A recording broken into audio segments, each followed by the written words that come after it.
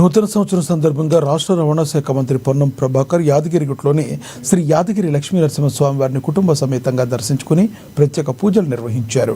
ఈ సందర్భంగా రాష్ట్ర ప్రజలంతా సమృద్ధి వర్షాలతో, పాడి పంటలతో, సుఖ సంతోషాలతో ఉండాలని, ప్రజాపాలన ప్రభుత్వంలో అమలవుతున్న సంక్షేమ పథకాలు, అభివృద్ధి కార్యక్రమాలు ఎలాంటి ఆటంకాలు లేకుండా సజావుగా సాగాలని స్వామివారిని ప్రార్థించినట్లుగా మంత్రి పొన్నం తెలిపారు.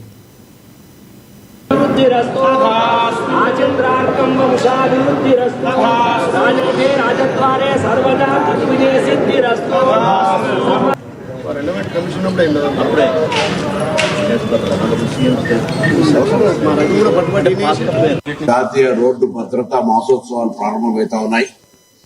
యావత్ తెలంగాణలో ఉన్నటువంటి ప్రజాప్రతినిధులు, అధికారులు, ప్రతి పౌరుడు కూడా ఈ రోడ్డు భద్రతా మాసోత్సవ అవగాహన సదస్సులో పాల్గొనండి. ముఖ్యంగా రాష్ట్ర వ్యాప్తంగా విద్యాశాఖ సమన్వయంతో ప్రతి విద్యార్థి వాళ్ళ తల్లిదండ్రుల దగ్గర ఒక అఫిడవిట్ హామీ పత్రం లాగా మేము రోడ్డు భద్రత నిబంధనలను పాటిస్తామనేటువంటి సిగ్నేచర్ క్యాంపెయిన్ కూడా తీసుకుంటా ఉన్నాం. తెలంగాణలో ఉన్నటువంటి ప్రతి పాఠశాలను కూడా రోడ్ సేఫ్టీ క్లబ్ మెంబర్షిప్ చేసి భవిష్యత్ అంతా కూడా రోడ్ సేఫ్టీ పట్ల అప్రమత్తంగా ఉండడం కొరకు ప్రయత్నం జరుగుతున్నాం.